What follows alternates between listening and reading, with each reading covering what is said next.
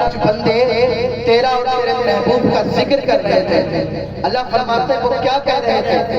فرشتے عرض کرتے ہیں مولا وہ جنت کا ذکر کر رہے تھے. اللہ فرماتے ہیں انہوں نے جنت کو دیکھا ہے؟ فرشتے عرض کرتے ہیں مولا انہوں نے جنت کو نہیں دیکھا. جنت کو نہیں دیکھا. اگر وہ جنت کو دیکھ لیتے تو کیا کرتے؟ اللہ فرماتا ہے اگر میرے بندے جنت کو دیکھ لیتے تو کیا کرتے؟ فرشتے عرض کرتے ہیں مولا ہر وقت تیری حمد و ثنا کرتے, ہر وقت تیری عبادت کرتے, ہر وقت نیک عمل کرتے, چوری کی طرف جاتے نہیں اور ریاضیت کی طرف جاتے نہیں, اور وہ کبھی بھی کوئی غلط کام نہیں کرتے. اللہ فرماتا ہے اور کیا کر رہے تھے؟ فرشتے عرض کرتے ہیں مولا اور وہ جہنم کا ذکر کر رہے تھے, جہنم کا ذکر کر رہے تھے. اللہ فرماتا ہے انہوں نے جہنم کو دیکھا ہے؟ فرشتے عرض کرتے ہیں مولا انہوں نے جہنم کو نہیں دیکھا. اللہ فرماتا ہے انہوں نے جہنم کو نہیں دیکھا. فرشتے عرض کرتے ہیں مولا نہیں دیکھا. اللہ فرماتا ہے اگر جہنم کو دیکھ لیتے تو کیا کرتے؟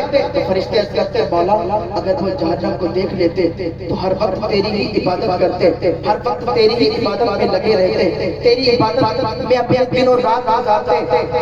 مولا وہ بیان کرنے والے بیان کر رہے تھے کہ جہنم کے اندر ایک جو بلبز ہے, ایک کنواں ہے جو غم کا کنواں ہے, اس میں جو بچھو ہے ایک بچھو 70 منہ ہے ایک بچھو کے, اور ہر منہ میں ایک ڈنک ہے.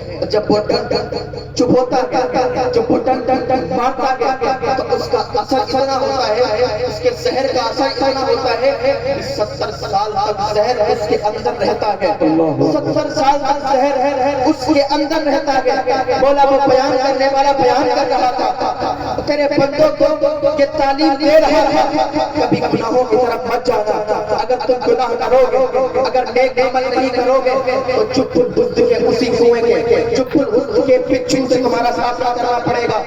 آج اگر ہم کھیت کے بچھو کو دیکھ لیں, اگر آج اپنے گھر پہ ایک کمرے کے اندر بیٹھے ہو, اوپر سے چھلچلی گر جائے تو ہم ادھر ادھر بھاگنے لگتے ہیں, ہمیں ڈر اتنا لگتا ہے, ہمیں خوف اتنا لگتا ہے کہ گھر کے کمرے کو چھوڑ دیتے ہیں. گھر کے کمرے میں اگر سانپ آ جائے ہم ڈر جاتے ہیں. کھیت کا بچھو اگر ڈر سے مارتے تو ہم اسپتال جاتے ہیں, ہم دوا لیتے ہیں. لیکن وہ چپ الحسن کا بچھو جو یہاں نیک عمل نہیں کرے گا, جو گناہوں کی طرف جائے گا, جو سود کھائے گا, جو چوری کرے گا, جو زنا کرے گا, جو نیک عمل نہیں کرے گا, اسے چپ الحسن کے بچھو کا سامنا کرنا پڑے گا. اللہ فرماتا ہے انہوں نے جہنم کو نہیں دیکھا تھا لیکن جہنم کا ذکر کر رہے تھے اور کیا کر رہے تھے؟ وہ فرشتے عرض کرتے مولا اور وہ تیرا ذکر کر رہے تھے. اللہ فرماتا ہے انہوں نے مجھے دیکھا ہے. فرشتے عرض کرتے ہیں مولا انہوں نے مجھے نہیں دیکھا, انہوں نے تجھے نہیں دیکھا. اللہ فرماتا ہے انہوں نے جہنم کو نہیں دیکھا, انہوں نے جنت کو نہیں دیکھا, انہوں نے مجھے نہیں دیکھا, پھر بھی میرا ذکر کر رہے تھے, میرا ذکر کر رہے تھے. اے فرشتے سبحان اللہ, تیرے بابا بیٹھے تھے, تیرے ذکر کر رہے تھے, میں نے سب کو بخش دیا. سبحان اللہ, سبحان اللہ, میں نے سب کو بخش دیا. یہ اللہ کی عطائیں. میں نے ابھی اپنی تقریر کا آغاز کیا, اللہ مجھے حق بولنے کی توفیق عطا فرمائے. اور تم اپنے رب کی کون کون سی نعمتوں کو جھٹلاؤ. اللہ نے تمہیں کس لیے بھیجا؟ تھوڑی سی ایکو میرے بھائی اور کام کر دو تاکہ اور سمجھ میں آ جائے. اللہ نے ہمیں کس لیے بھیجا؟ اللہ نے اپنی عبادت کرنے کے لیے بھیجا ہے. ہم کر کیا رہے ہیں؟ اللہ فرماتا ہے کہ جو بندہ دوا کھاتا ہے, بیمار ہو جاتا ہے, دوا کھاتا ہے, تو اس کو شفا دینے والا کون ہے؟ اس کو شفا کون دیتا ہے؟ اللہ دیتا ہے. زمینوں پر میرے اللہ کا قبضہ ہے, آسمانوں پر میرے اللہ کا قبضہ ہے, دلوں پر میرے اللہ کا قبضہ ہے. میں جو بول رہا ہوں اس پر میرے اللہ کا قبضہ ہے. آپ یہاں بیٹھے ہیں, آپ کے بیٹھنے پر میرے اللہ کا قبضہ ہے. آپ کی ہر چیز پر میرے اللہ کا قبضہ ہے. آج لوگوں نے دو ذہن بنا لیے ہیں, اگر پیسہ ہوگا, پیسہ ہو مگر کیسا بھی ہو. آج لوگوں نے ذہن بنائے ہیں کہ اگر پیسہ ہوگا تو سب کچھ ہوگا, پیسہ ہوگا تو عزت ہوگی, پیسہ ہوگا تو شہرت ہوگی. اللہ ذہن دیتا ہے کہ پیسے سے عزت نہیں ملتی, پیسے سے شہرت نہیں ملتی. اگر پیسہ ہوگا تو یہ مت بھولو کہ ہم عزت والے ہو جائیں گے. اللہ فرماتا ہے وَتُعِزُّ مَن تَشَاءُ وَتُذِلُّ مَن تَشَاءُ. پیسے سے عزت نہیں ملتی. اللہ جسے چاہتا ہے اسے عزت عطا فرماتا ہے, جسے چاہتا ہے اسے ذلت عطا فرماتا ہے. لوگوں نے ذہن بنا رکھا ہے کہ ہم آزاد ہیں, جو مرضی ہوگی ہم کریں گے. لیکن اللہ فرماتا ہے تم آزاد ہو، کور باکو میں رہنے والوں تم آزاد ہو، اگر تم راستے سے بھی نکل جاؤ ٹھوکر لگ جائے گی، زمین پر گر جاؤ گے، مر جاؤ گے، تم آزاد ہو۔ کون کہتا ہے تم آزاد ہو؟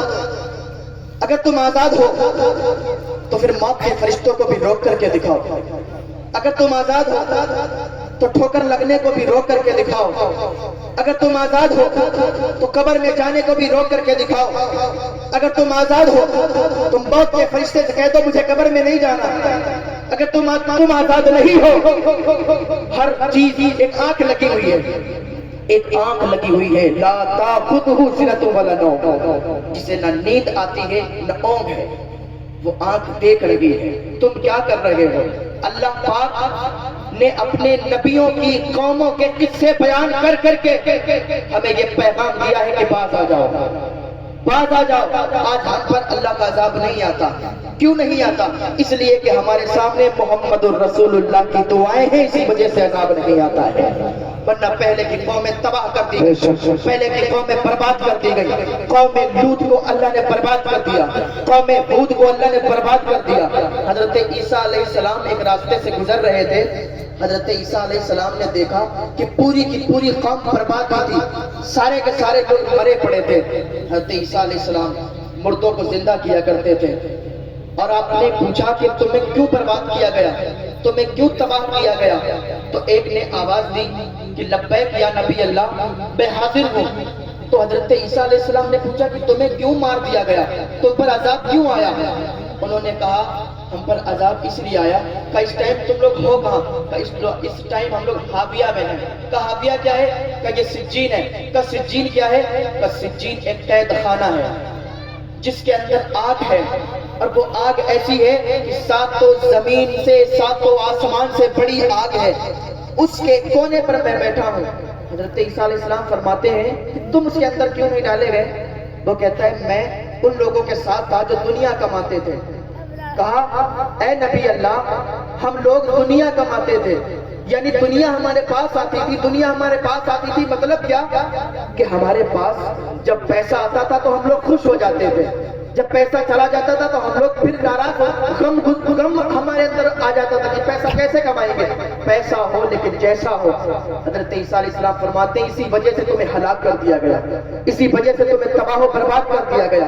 قوم ہود کو اللہ نے تباہ کر دیا، قوم ہود کو اللہ نے برباد کر دیا۔ قوم ہود، ابن تفسیر کی کتابوں میں آیا ہے، ابن کثیر نے لکھا ہے کہ ان کے بچے بالغ ہوتے تھے 300 سال کے بعد، 40 ہاتھ 30 ہاتھ کے ہوا کرتے تھے۔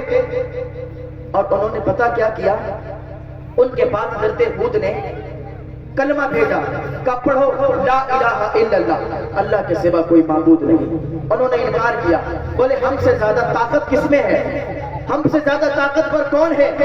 جب انہوں نے کلمے کا انکار کیا، اللہ کو ماننے سے انکار کیا کہ کوئی اللہ نہیں ہے، ہم سے زیادہ طاقتور کون ہے، ہم سے زیادہ بڑا کون ہے، تو اللہ نے ان پر ایسی بیماری قحط کے ذریعے ڈالی کہ قحط سالی ہو گئی، قحط چھا گیا، یہاں تک کہ ایسا سوکھا پڑا کہ انہوں نے جانوروں کو کھانا شروع کیا، انہوں نے بلی کو، چوہے کو، جانوروں کو، پتوں کو کھانا شروع کیا۔ آخر میں ہود علیہ السلام کے پاس آئے، کہنے لگے اے اللہ کے نبی ہمیں معاف کر دیجئے، آپ اللہ کی بارگاہ میں دعا کیجئے کہ اللہ یہ قحط کو دور کر دے۔ تو حضرت ہود علیہ السلام نے کہا جاؤ بیت اللہ شریف کے سامنے دعا مانگو، بیت اللہ شریف کے سامنے دعا مانگو، اللہ کی طرف سے تمہاری مدد ہوگی اور آسمان سے بارش آئے گی۔ تو یہ لوگ گئے، سرکش تو تھے، جب گئے بیت اللہ شریف تو انہوں نے دعا مانگی تو 3 بادل آئے، ایک لال آیا، ایک سرخ آیا اور ایک سفید آیا۔ لیکن اللہ جانتا تھا کہ یہ سرکش قوم ہے، کہ بعد میں بھی انکار کر دے گی، اور آج وہی ہمارا رویہ ہے۔ ہم پر جب کوئی آفت آتی ہے اللہ اللہ یا اللہ ایسا نہ ہو، یا اللہ ایسا کر دے، اللہ کی بارگاہ میں دعا کرنے لگتے ہیں۔ لیکن جب وہ بلا ہمارے سروں سے گزر جاتی ہے، جب وہ بلا ٹل جاتی ہے، تو پھر عیاشی کرنے والا عیاشی میں لگ جاتا ہے، گناہ کرنے والا گناہوں میں لگ جاتا ہے، زنا کرنے والا زنا میں لگ جاتا ہے، سود کھانے والا سود خوری میں لگ جاتا ہے، وہی گناہوں میں لگ جاتا ہے، کیونکہ عیاشیاں شروع ہو جاتی ہیں۔ ابھی ترکی میں زلزلہ آیا، سارے لوگ اپنے اپنے گھروں سے باہر آ گئے تھے، لیکن یاد رکھیں کتابوں میں بھی آتا ہے کہ 3 زلزلے آنے ہیں، 2 زلزلے آ چکے ہیں، اب جو زلزلہ آنا ہے وہ ہندوستان کی سرزمین پر آنا ہے۔ ایسا زلزلہ آئے گا کہ گھر تباہ ہو جائیں گے، گھر برباد ہو جائیں گے، زمینیں پھٹ جائیں گی۔ آپ دیکھتے نہیں ہیں ترکی میں زلزلہ آیا، گھر تباہ ہو گئے، گھر برباد ہو گئے، بچے تباہ ہو گئے، بچے مر گئے، ویران ہو گئے گھر، لیکن ان کے اندر، ان کے دلوں میں مصطفیٰ کا عشق دیکھو کیسا تھا۔ ایک بچہ تھا، وہ الٹا لٹکا ہوا تھا، جب زلزلہ آیا تو بلڈنگ کے وہ الٹا لٹکا ہوا تھا، پیر اوپر تھے، سر نیچے تھا۔ اس نے یہ نہیں کہا تھا ابا مجھے بچاؤ، اس نے یہ نہیں کہا تھا ابا میں مر رہا ہوں مجھے بچاؤ، وہ کہہ رہا تھا ابا، نیچے سے باپ کہہ رہا تھا بیٹا پڑھو لا الہ الا اللہ محمد الرسول اللہ، باپ کہہ رہا تھا بیٹا پڑھو، بیٹا پڑھ رہا تھا۔ ان کے دلوں میں ایسا عشق مصطفیٰ تھا، اللہ تعالیٰ ہمارے دلوں میں بھی ایسا عشق مصطفیٰ عطا فرما دے۔ آج جب زلزلہ آتا ہے تو مسجدوں میں جاتے امام صاحب اذان پڑھ دیجیے، زلزلہ آنے والا ہے، بتایا جا رہا ہے کہ زلزلہ آ رہا ہے، آندھی آنے والی ہے، طوفان آنے والا ہے، بہت بھیانک گھڑیاں آنے والی ہے۔ ایسے کچھ نہیں ہوتا ہے، مسجدوں میں جا کے اذانیں پڑھواؤ گے اور پھر اس کے بعد گناہوں پہ گناہ کرو گے، ایک دن ایسا آئے گا۔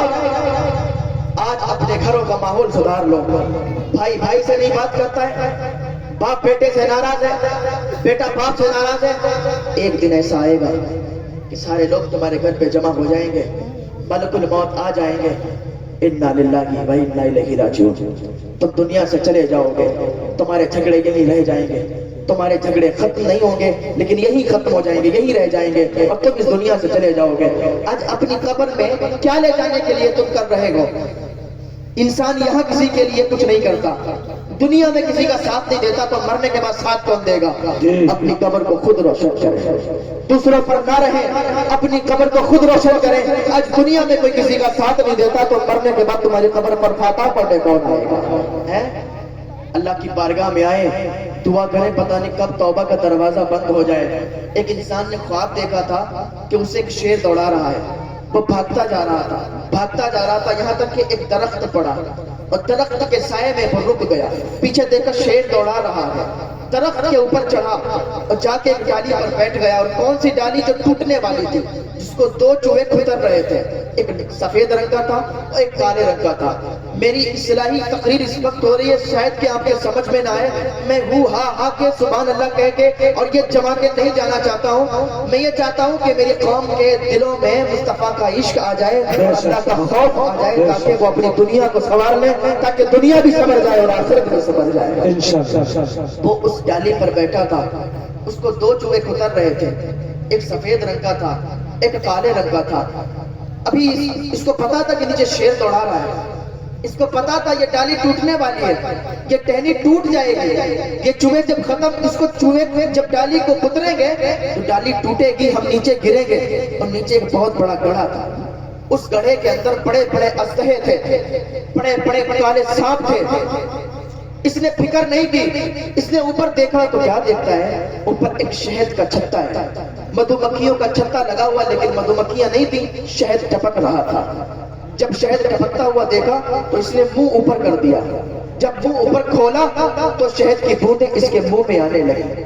جب بوندیں اس کے منہ میں آنے لگی، اب یہ لذت شہد کی حاصل کرنے لگا، یہ بھول گیا اسے شیر دوڑا رہا ہے، یہ بھول گیا کہ جس درخت پر بیٹھے ہیں، جس ٹہنی پر بیٹھے ہیں، وہ ٹہنی ٹوٹنے والی ہے۔